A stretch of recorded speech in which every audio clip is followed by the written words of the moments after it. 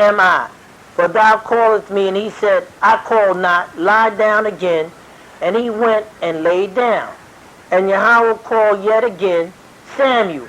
And Samuel arose and went to Eli and said, Here am I, for thou dost call me. And he answered, I call it not, my son. Lie down again. Now Samuel did not yet know Yahweh, neither was the word of Yahweh yet revealed unto him. And Yahweh called Samuel again the third time. And he arose and went to Eli and said, Here am I, for thou dost call me. And Eli perceived that Yahweh had called the child. And therefore Eli said, Samuel, go lie down, and it shall be, if he call thee, that thou shalt say, Speak, Yahweh, for thy servant heareth. So Samuel went and lay down in his place. Okay? And Yahweh came and stood and called as at other times, Samuel, Samuel. Then Samuel answered, Spake, for thy servant heareth. So he was being summoned by Yahweh. And so if you go on, I'm going to skip what happened. I'm going to go to verse 15. It says, And Samuel lay until the morning and opened the doors of the house of Yahweh. And Samuel feared to show Eli the vision. So as it states, that Yahweh said that he would show him in visions and in dreams. So I'm going through the book to show you that it's true. He came to 1 Samuel. He said that there was, at that time, that the word of Yahweh, and that there, it says, there was no open vision. And they said, where there's no vision, the people perish. So when he got this vision, you can go and read what he said, okay? I'm not going to go into that. I'm going to now, I want to go to 1 Kings and show you that it happened the same thing to Solomon. 1 Kings, chapter 3. Yeah, I want to show you the same thing happened to Solomon. Yahweh didn't speak to anybody like he spoke to Moses. He said he would. I want to show you this book is well structured. It says, in Gibeon, Yahweh appeared to Solomon, and I'm at 1 Kings chapter 3, verse 5. In a what? Dream by night. Then he said that it would be in a vision or a dream. And Elohim said, Ask what I shall give thee. See, so he asked Solomon, what shall I give thee? But he asked him in a dream, in a vision, in the night. Now, what I want you to go to Job. Job chapter 33 to show you that this goes through the whole book. How Yahweh communicates to his people. 33:15. 33, Job 33:15.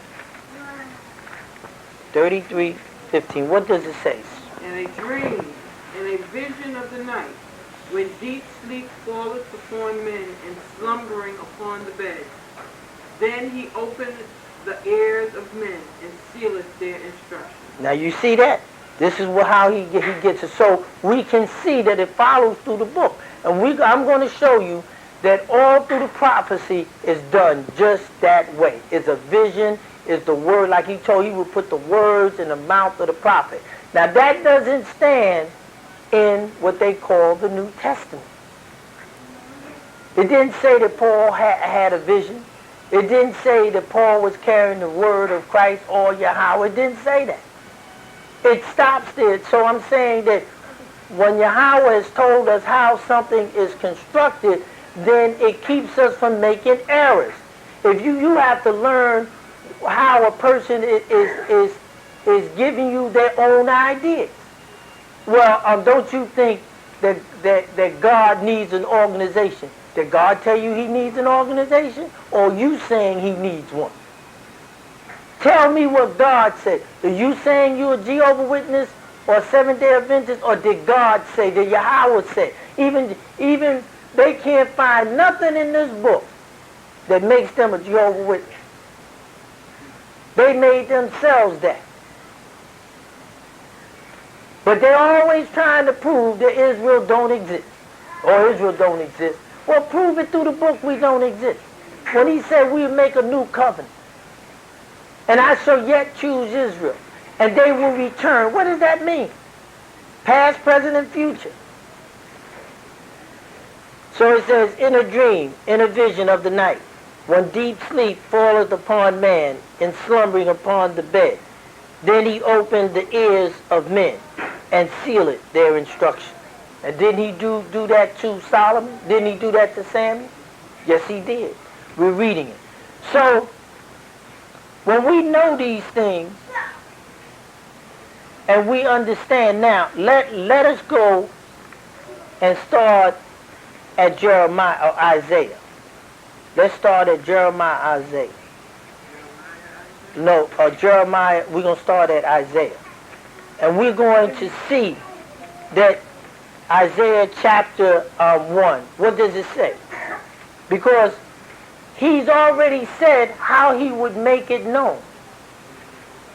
And the book should speak of it. What does it say? The vision of the the vision of Isaiah, go on. The son of Amos, Yeah. which he saw concerning Judah and Jerusalem in the days of Uzziah. Okay, so this was a vision. And then he said that he would make it known. He said, I will make myself known unto him in vision and dream. So this is right. So let us go to Jeremiah. Let's see, does it hold up? Because if it's wrong, it's wrong. Let's let the book tell the story. Because if the book don't tell the story, then I'm wrong. I'm wrong. One sister told me, well, the prophets didn't come to everybody. They just came to Israel. I said, that's not true. I said, that's not true. They came to everybody. Okay, so let's go to Jeremiah chapter 2. Beginning? Chapter 2. All right. Moreover, the words of Yahweh... No, Jeremiah chapter 2. No. Chapter 1, verse 2. I'm sorry. To whom the word of Yahweh came in the days of Josiah... Okay, so it said, to whom the word of Yahweh came in the day of Josiah. See? And you go up to verse 1, it says the words of Jeremiah the son. And then if you go down, you'll find out that it is the words that Yahweh, because Yahweh said that he would put his word, he would give the word, and that they would speak his word. You understand what I'm saying? But it says down at verse 7, you can 6, it says, then said I, Yahweh Elohim, behold, I cannot speak, for I am a child. But Yahweh said unto me, this is God saying something. Now, if Yahweh didn't say it, it's wrong. The book is wrong. Because they're saying that God said this. This is his word. This is what makes the authenticity of the Bible real. Because it is the word of God, not the word of Isaiah or Jeremiah. If it's Jeremiah, Isaiah, then it's debatable. But if it's the word of Yahweh, then there's no debate concerning it. You have to go and talk it over with him. And I'm talking about this is the word of Yahweh. This is not the word of the prophets. Now, let's go to Ezekiel. And remember, look up. It says the books of the prophets. It's telling you the book of the prophets. They're telling you what it is. If we go to Ezekiel chapter 1 verse 3, what it says? Ezekiel chapter 1 verse 3.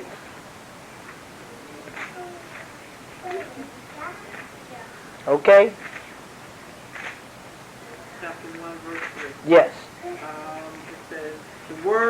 Yahweh came expressly unto Ezekiel. So it was the word of Yahweh. And Yahweh said that if he raised a prophet, that he would put his words in his mouth. So these were the words of Yahweh. It wasn't the words of the prophet. No, no. And it says it was the prophecy. It tells you it was prophecy. And when it talks about it, just says the book of Daniel. It didn't say Daniel was a prophet. That's right. They tell you exactly what it's about. And see, even in Hosea, let's go into Hosea. What does it say in Hosea chapter 1 to show you? It goes through the whole book, or else it'd be wrong. That's how you prove it or disprove it.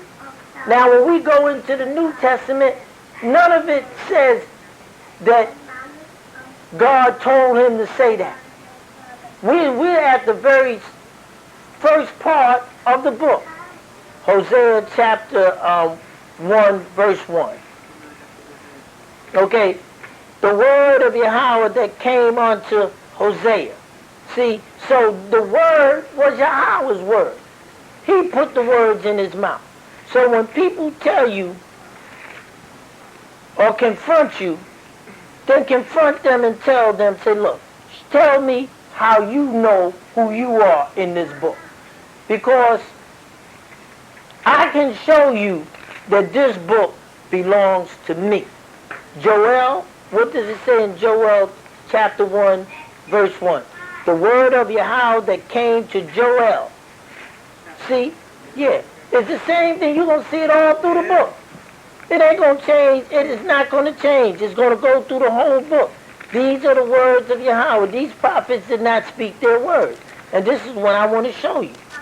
Because it would make no sense. That's right. It wouldn't make no sense. I want to show you that you're dealing with the divine book of Yahweh. Now, Amos, it says, Amos chapter 1, verse 3. Thus said Yahweh. See? So, these are the words of Yahweh. And he said, Yahweh will roar from Zion. See? And utter his voice from Jerusalem, and the inhabitants of the shepherds shall moan, and the top of Carmel shall wither. Thus said Yahweh. So this is what Yahweh said. This is what Yahweh said. Let them wrestle over it. It's for us to know. We got to know, not believe. Let them believe. A believer is not a knower. You understand? So we want to go into what they call the New Testament, whether it's to the gospel or whatever. It never said that, and we'll start at the beginning, and to prove to you that it doesn't hold how it said that the Old Testament was structured. The New Testament is not structured that way. And you got to understand something very important. You got two languages being translated into one. You got Hebrew and Greek being translated into English. And if you get a good encyclopedia set, you can trace, and they will tell you how every alphabet that they use in this language, what time it came into existence. Now, since we found out that J didn't come in until the 17th century, they have eradicated that out of the books. It's hard to find a book. It's hard to find a book. My mother got one. It's about 50 years old. And it tells you, because when we got hip to it, they took it out. See, so I'm saying to you, if you find that they have lied that much, that's why I say happier thou is you will find your enemies lying. And they took it off the market. But there are books that will tell you. So we know that they got the wrong name. And if Christ existed, he wouldn't have a Greek name because he was a Jew. Well, how did he get a Greek name? They got it all messed up. And he definitely wouldn't have an English name, and God ain't never came to the Greeks because he said, I've only dealt with you, Israel. So how did they get these documents other than they might have translated it in that language? But for whole, they never got any oracle from Yahweh, because Yahweh didn't deal with nobody else but us. And else the statement would be wrong. I've not done so with any other. So how did they come in? Were they thieves? What do you think? But I'm saying to you, it's definitely, you got one book that was written in Hebrew and one book that was written in Greek being translated in English. So you work it out for yourself. That's right. You work it out for yourself. So in St. Matthew's it says, according to the gospel, it said the gospel according to St. Matthew. Didn't it say that up there, or am I making it up? That's what it said. So it's according to St. Matthew. According to how, when something is according, it's how he saw it. How he saw it. It didn't say nothing else how God saw it, it was how he saw it. Because we know how a prophet was reared up. And it tells you right at the top of the page, according to how he saw it. The gospel according to what? St. Mark. That's right. So why would the reason why you got 4 gospels is because it's according to each one and what they saw on an individual basis. I mean, I'm not making this up. It's written right on the top. Is it not written? Sure, is it not written there? It's written right there. You can't miss it. Gospel according to Luke. That's right. According to Luke. How he saw it. All through. The gospel according to St. Luke. So, let us go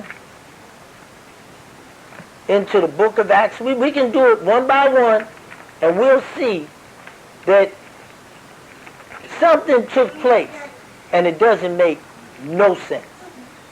Something took place, and it doesn't make any sense. So, they say the Acts of the Apostles. So the book of Acts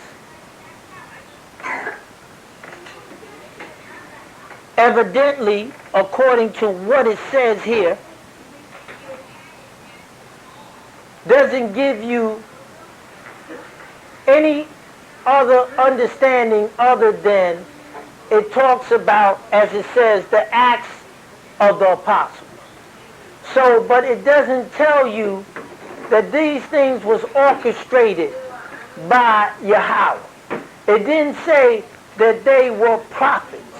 Because when we look at the book of Jeremiah, Isaiah, it said the book of the prophets. It tells you. It makes it clear what the book's about. And if it doesn't say up there, it tells you exactly that he tells you that this is the word of Yahweh being given to Joel, Amos, but it always makes it clear what is transpiring. That you know, as it says in Deuteronomy chapter 18, it says, when I raise up a prophet from among thy brethren, I will put my word in his mouth. So you get an understanding because you can take that and go through the whole Bible and see that it correlates. Here it's questionable. Who's doing what? But it's affecting everyone. Why? Because everybody will say, broad is the way that leadeth to destruction. There's a way that seemeth right. And these ways seem right. It seemed right. Why? Because it's easy. Or the law is done away with. God ain't tell you no law was done away with. You said the law was done away with. Yahweh never told you the law was done. Why would Yahweh make a law and disannul a law? We don't have a God that has shortcomings. He's a perfect God. He gave us a perfect way. He gave us the narrow path. the path of rules and regulations. That's right. So, when we go in here, we find discrepancies that should come to mind and make us think. Okay? Let's go into Romans. And what does it say here in the book of Romans? Right on top. That's what it says. Okay?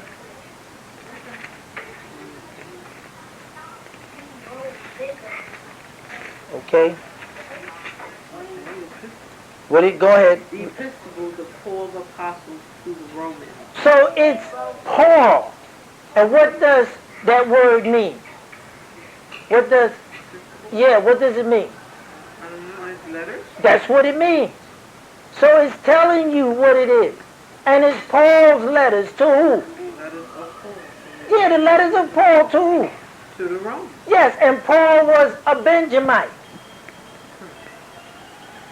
So he was supposed to have been a very learned man. And he wrote these letters to different groups, and he tells you. And there were others. There were others. You can go all through here. And they tell you on the top of the page who did what. You don't have to guess at it. All you got to do is look. Don't they tell you? Right on the top of the page? Each letter is going to a different group. There you go. There you go. Okay, there you go. There, and it says right on top of the page. You can't miss it. Does it or doesn't it? It does. To the Hebrews, same thing. Paul wrote it. It tells you who did what. That's right. That's right. It's right up, and they even have the church of the what? The church of the epistles, right? Don't they? Yes. The church of the letters. And church is a Greek word that means gathering of the people. You know what I'm saying? These are Greek words. Like Pentateuch means 5. That's all it means is Greek. Synagogue. Ain't nobody had no synagogue on the continent of Africa. That's a Greek word. We had temples and places of worship. That's why we know who the devil's children. Because only one group of people had synagogues, and that's them. So, hey, it ain't no problem. When you know the truth, you know the truth. You're set free from the lie. All you have to do is go in there and read. It tells you. It doesn't mean that these books don't hold information. You can read them, but you got to keep things in the light that it is. They're letters, that's all, but they're not scriptures. What makes a scripture in a letter? What makes one a prophecy in a letter? It's right there. Look it up in the dictionary. They'll verify everything. How can I lie to you if it's written there? And they can get you, like one man says, he reads something, he says, Christ was with God at the beginning. So I said, well, turn to the first page and show me where it is. Well, brother, it's there. You this guy. I said, you mean you can assume that it's there? Is that what you're saying? I said, because it doesn't say he's there. I said, show me his name. There's no more discussion. It's not there. I assume that you robbed the bank. You can make an assumption of anything. Tell me the truth. I'm not saying that he might not be there, but it didn't say he was there, and I'm not going to say it. Show me. Or you don't know nothing. I guess not. It's not written there. So why can't you believe something that's, if you see it written? If you can believe something that you haven't seen, why can't you believe that these are letters? I'm not saying you can't learn anything from it. But I'm saying that the people they're already in their hell. They're not in heaven. Because when you believe a lie, you're in hell. And they know that's a lie. You have some hard-headed people. Do you hear what I'm saying? To tell them the truth, you don't save them. You aggravate them. Because they have to see that they've been misled. They've been had. They've been took. That's right. And I'd rather tell them the truth and they not like me than to tell them a lie and then they find out the truth because they ain't going to like me anymore. I'd rather tell them the truth and have them not like me. Because Yahweh is never going to make his servant, what? A liar. He ain't going to let the word of truth hit the ground. That's right. It's going to bear witness and fruit in the days to come that these black people that came in here as slaves are the children of Israel. And they've been taken by being misled by those that said that they know God. And they don't know God. They ain't teaching. If you ain't telling the black American that he's an Israelite and his downfall is because he broke the commandments of Yahweh, then you're wrong. And Yahweh's going to hold you responsible. That's right. They go into church like they're all sanctified. They can call God in and the man get up there and give them a big speech. He ain't taught them nothing. They went in there empty and they come out empty.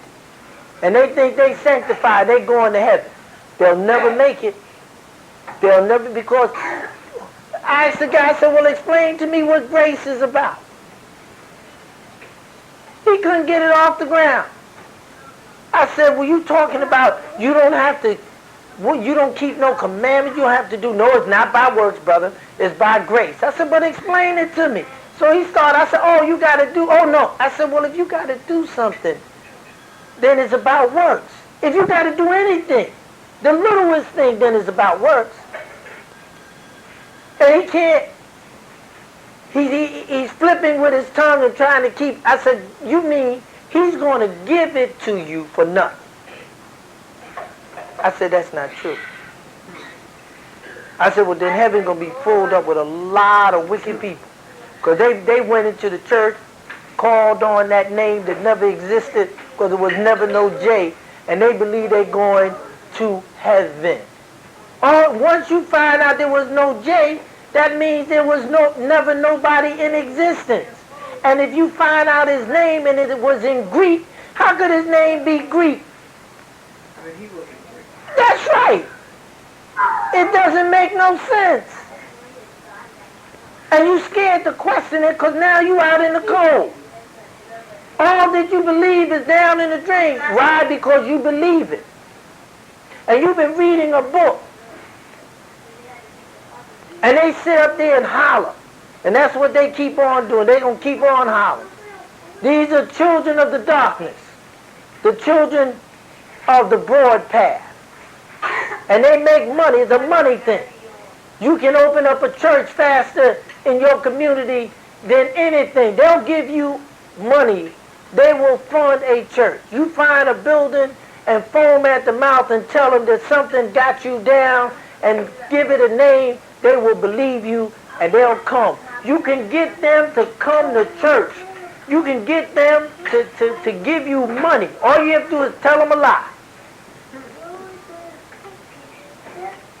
So, I want to thank you and I want to encourage each and every one of us to keep the commandments of Yahweh, because there's nothing greater that I can encourage us to do. I must encourage you to keep the commandments of Yahweh, to love Yahweh with all your mind, with all your body, with all your might. And I want to thank you, Cheryl, for inviting me in your home. And I offer up this prayer. Yahweh, bless this house. Bless this dwelling. May spiritual development, prosperity of the spirit, prosperity. May the spirit of wisdom, knowledge, and understanding be here. May it rest and abide here in obedience, that we might keep your law. That we might love you with a perpetual love. Because, Yahweh, you have well nourished us. And you have called us from darkness into light. And you've made what would have been impossible possible. And you have caused us to mount up over the things that would have been difficult. But we called upon your name, Yahweh. And we thank you for remembering us. Because when you look and see the multitudes that have come and gone and never known the truth that we have learned, we have been privileged We have truly been the chosen. Though the multitudes run a different way, you caused us to come from among them, that we might say truly, we are the children of Yahweh, and we shall abide in his word, and we shall hold fast. And though 10,000 shall rise up against us, if you are with us, then they are as nothing. For you are the majority, and they are the minority.